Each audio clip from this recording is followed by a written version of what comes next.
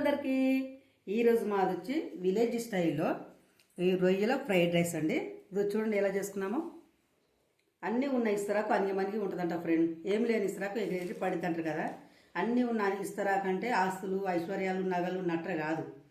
ఇట్లా బరువు బాధ్యతలు కష్టాలు నష్టాలు ఉన్న వాళ్ళకి అన్నీ అనుభవం అవుతాయి అనమాట.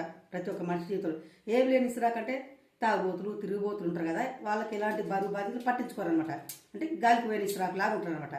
అట్లా సన్న ఫ్రెండ్, ఈ రొయ్యలు ఫ్రైడ్ రైస్ ఎలా చేసినామో చూడాలంటే కింద లింక్ పెట్టినాం. ఫుల్ వీడియో చూడండి ఫ్రెండ్. సరేనా?